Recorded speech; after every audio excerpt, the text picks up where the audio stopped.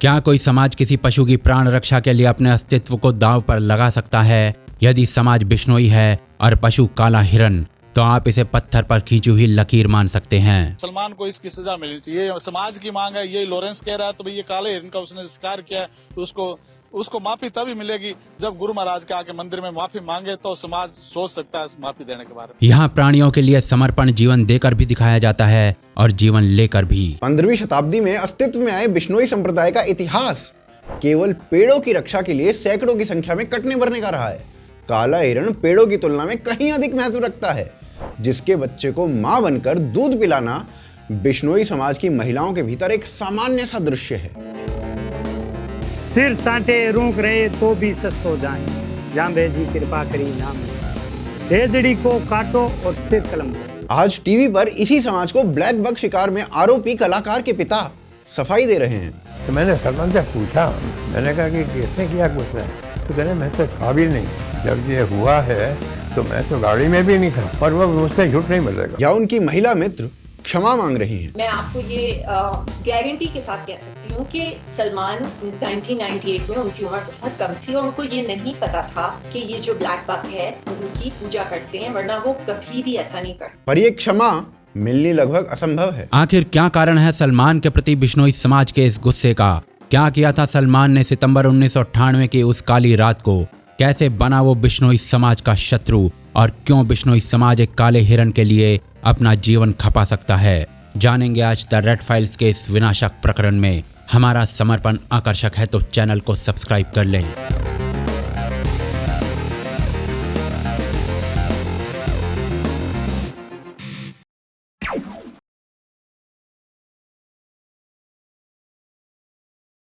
देखिए, Lawrence Bishnoi gang किस प्रकार से उन लोगों को समाप्त कर रहा है जो सलमान के निकट हैं। वो आज पूरे मीडिया में चर्चा का विषय बना हुआ है, चाहे वो बाबा सिद्दीकी केस हो या फिर कनाडा में गिप्पी ग्रेवाल के घर पर गोली चलवाना हो। ऐसे में ये समझना आवश्यक हो जाता है कि जो गैंग केवल सलमान से निकटता के कारण लोगों को नहीं छोड़ रहा, वो क्या सलमान को छोड़ेगा? परंतु ये एपिसोड लॉरेंस बिश्नोई के बारे में नहीं है, ये एपिसोड बिश्नोई समाज के बारे में है। क्या बिश्नोई समाज सलमान को कभी क्षमा कर पाएगा?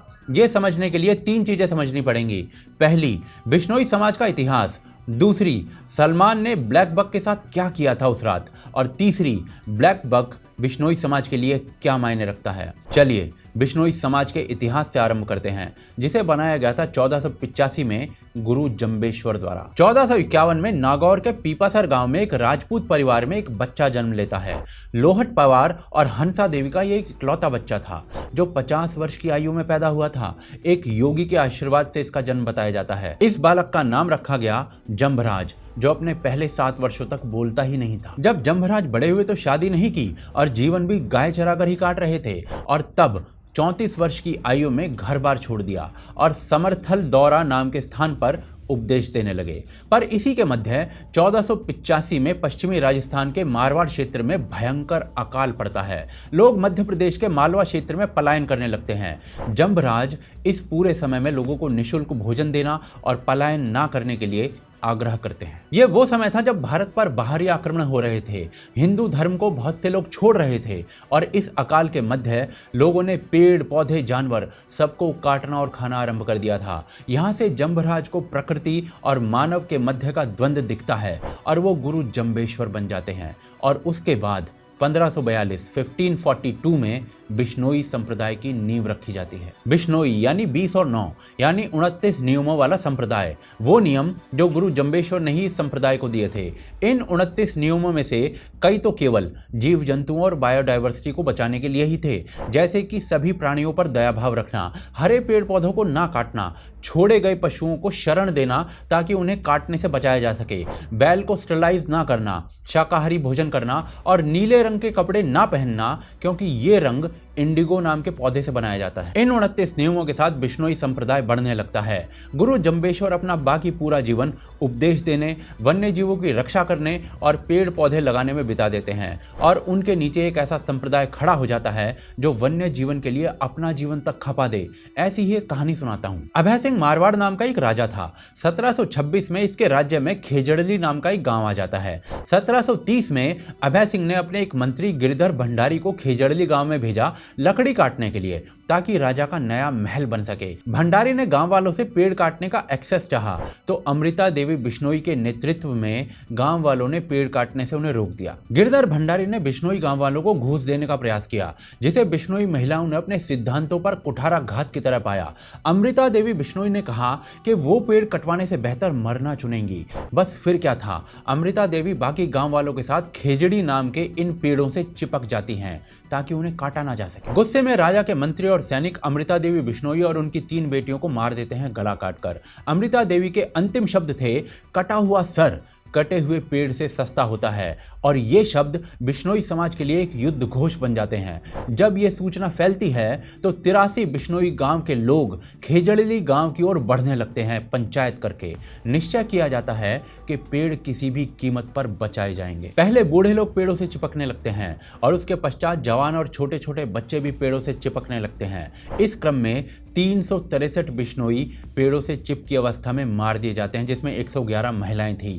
इस घटना से हतप्रभ राजा अभय सिंह अपने मंत्री को वापस बुलाता है और स्वयं खेजड़ली गांव जाकर लोगों से क्षमा याचना करता है, और राज्य द्वारा आदेश दिया जाता है लिखित कि किसी भी बिश्नोई गांव के आसपास कोई भी पेड़ नहीं काटा जाएगा, ना ही किसी वन्य जीव को मारा जाएगा, और ये आदेश राजा पर भी लागू होगा। आज तक हर साल खेजड़ली की इस घटना को याद करते हुए मेला लगता है, परंतु 1726 में जो हुआ था उसके अंश आज भी बिश्नोई समाज में मिलते हैं। कैसे, वो आगे देखते हैं।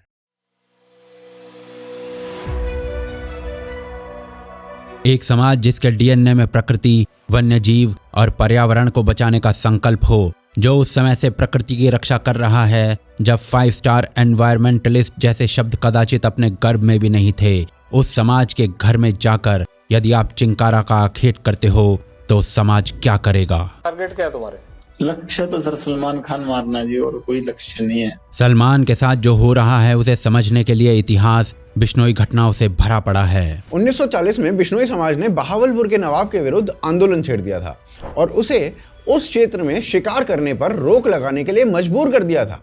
1947 में गोरखराम बिश्नोई और उनके पुत्र ने वन्य जीवों को शिकारियों से बचाते हुए अपनी वीर गति दे दी थी। अब इसको माफी भी देने पे विचार नहीं करेंगे हम लोग, क्योंकि ये झूठ ऊपर झूठ बोल के आरोप लगाते हैं। 1948 में अर्जुन राम जी बिश्नोई और चूना राम जी बिश्नोई, 1963 में भिया राम जी बिश्नोई और धूकल राम जी बिश्नोई शिकारियों से चिंकारा को बचाते बचाते खुद ही मारे गए। 1977 में हनुमान सिंह बिश्नोई ने इसी क्रम में प्राण दिए तो पिता ने कहा कि मेरे बेटे ने वन्य प्राणियों के लिए जीवन दिया है, वो एक बलिदानी है, धर्म के लिए मारा गया है। 48 वर्षीय अनिल बिश्नोई, इन्होंने अपने जीवन में 10,000 से अधिक हिरणों को बचाया है, जिसके लिए एक बार इनके माथे पर बंदूक तान दी गई थी। इनकी जान बच गई, पर प्राणियों के लिए जीवन से खेलने के उदाहरण इस समाज से आने कभी बंद नहीं हुए। कदाचित बिश्नोई समाज का वन्य जीवों के प्रति यही भाव सलमान को जेल की सलाखों के पीछे ले गया, परंतु सलमान ने शिकार की उस रात में क्या क्या किया था, वो आगे देखते हैं। देखिए, बिश्नोई समाज का इतिहास किसी प्राणी का जीवन बचाने के लिए अपना जीवन देने के उदाहरणों से भरा हुआ है। जब एक समाज में बच्चा ऐसी कहानियों को सुनकर बड़ा होता है तो 1998 का वो कृत्य जिसके साथ सलमान खान का नाम जुड़ गया था वो अक्षम्य हो जाता है। सलमान को बिश्नोई समाज क्षमा क्यों नहीं कर सकता, ये समझने के लिए सलमान ने उस रात क्या किया था वो समझ लेते हैं। सितंबर 26, 1998 जोधपुर का बावड़ क्षेत्र, हल्की सर्दी आरंभ हो चुकी थी, परंतु रेगिस्तान अभी भी तप रहा था दिन में, और इस क्षेत्र में एक फिल्म शूट हो रही थी, हम साथ साथ हैं। फिल्म के सेट से एक दूर वीरान क्षेत्र में सलमान खान, सैफ अली खान, सोनाली बेंद्रे, तब्बू और नीलम प्रतिबंधित चिंकारा और ब्लैक बक्स का आखेट करते हुए पकड़े जाते हैं बिश्नोई समाज के कुछ लोगों द्वारा। 28 सितंबर 1998 को सलमान खान को फिर से देखा जाता है चिंकारा का शिकार करते हुए, और इसके पश्चात 2 अक्टूबर 1998 को बिश्नोई समाज के लोग सलमान खान और बाकी कलाकारों पर आधिकारिक कंप्लेंट करते हैं। 10 दिन बाद यानी कि 12 अक्टूबर को सलमान खान को कुछ दिनों के लिए जेल में डाल दिया जाता है बेल मिलने तक। 10 अप्रैल 2006 को ट्रायल कोर्ट का निर्णय आता है इस केस पर, और सलमान खान को 25,000 रुपए के फाइन के साथ 5 साल के कारावास का दंड दिया जाता है। तब से लेकर अब तक इस केस को केवल तारीखें मिल रही हैं, और आज उच्च न्यायपालिका की चरण वंदना में ये केस लगा हुआ है। 2006 में जो ट्रायल कोर्ट का निर्णय आया था उसमें सलमान खान के ड्राइवर हरीश दुलानी की गवाही सलमान खान के दोषी पाए जाने का मुख्य कारण बनी थी। चलिए सलमान खान के ड्राइवर ने कोर्ट में क्या कहा था वो सुनते हैं। हरीश दुलानी के अनुसार सलमान खान हम साथ साथ है की शूटिंग करने जब जोधपुर पहुंचे तो उन्हें उमेद भवन का अपना कमरा छोटा लग रहा था, जिसे बदलवा कर उनके लिए एक स्वीट बुक कराया गया। होटल के स्टाफ से लड़ाई करना, पूरे होटल में अपनी बॉडी दिखाते हुए बिना शर्ट के नंग धड़ंग घूमना सलमान के लिए सामान्य बात थी। वहां शूटिंग के अतिरिक्त खाली समय में जब सलमान खान और सैफ अली खान बोर होने लगे तो उन्होंने कोल्ड ड्रिंक्स की बोतलें लाइन में लगाकर उन पर अपनी रिवॉल्वर तानकर निशाना लगाना आरंभ कर दिया। पर इस अपराध के लिए उन्हें कुछ बड़ा नहीं होने वाला था, क्योंकि दूसरा बड़ा अपराध उनकी प्रतीक्षा कर रहा था। 26 सितंबर 1998 की शाम को ड्राइवर हरीश दुलानी को कहा जाता है कि आप साइट सीइंग अरेंज करिए। हरीश ऐसा ही करता है। रात को 10 बजे सलमान खान हरीश के पास आता है और पूछता है कि क्या वो गाड़ी चला सकता है। ड्राइवर मान जाता है और पीछे 4 लोगों के साथ बैठ जाता है। सलमान के साथ आगे होते हैं सतीश शाह। उमेद भवन से 40 किलोमीटर दूर नागौर रोड के पास बावड़ गांव में सलमान खान बाकी सब लोगों के साथ गाड़ी में पहुंचता है, जहां चिंकारा हिरणों का एक झुंड शिकार होने की प्रतीक्षा कर रहा था। आगे हरीश दुलानी के बयान के अनुसार सलमान 2 फायर करता है, दोनों चूक जाते हैं। सतीश शाह सलमान को कहते हैं कि भाई जरा जमकर निशाना लगाओ। सलमान अब तीसरा शॉट लगाता है, जो सीधा चिंकारा को जाकर लगता है।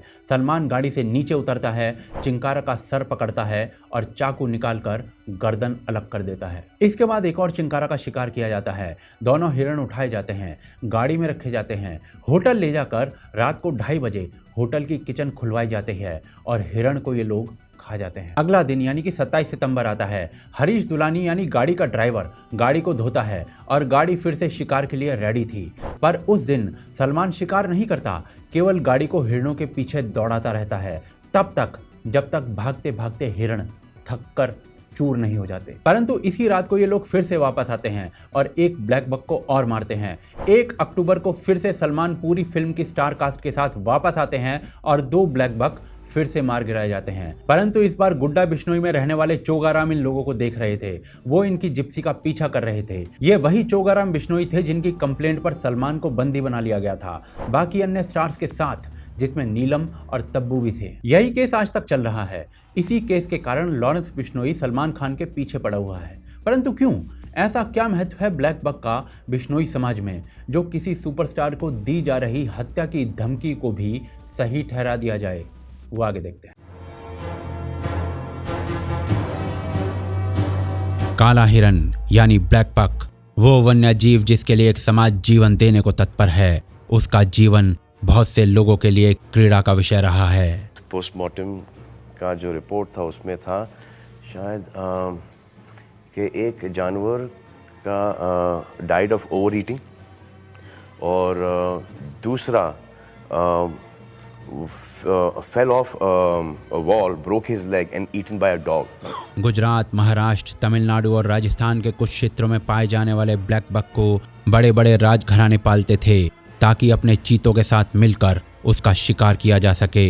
परंतु बिश्नोई ऐसा नहीं करते। वो काले हिरन के लिए कट मरते हैं। बिश्नोई समाज के 29 नियम हैं और इसमें से नियम नंबर 9 कहता है, जीवा ऊपर जोर कीजिए, अंतकाल होयस भारू।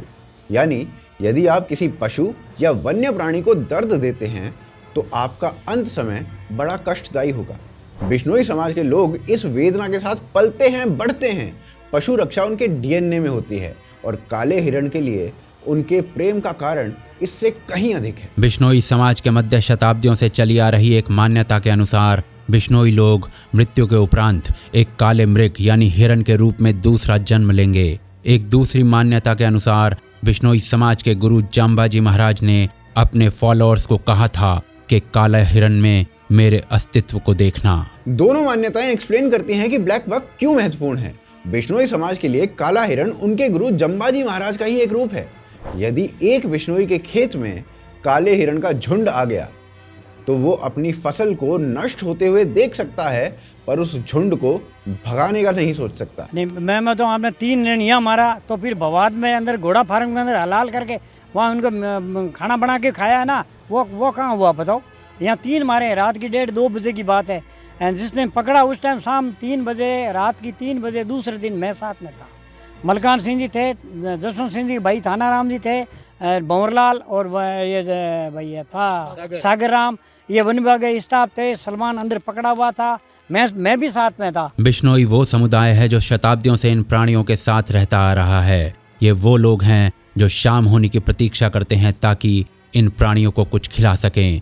हर बिश्नोई गांव में बाजरे का एक स्टॉक केवल इसीलिए सहेज कर रखा जाता है ताकि सूखे के समय काले हिरन को खिलाया जा सके।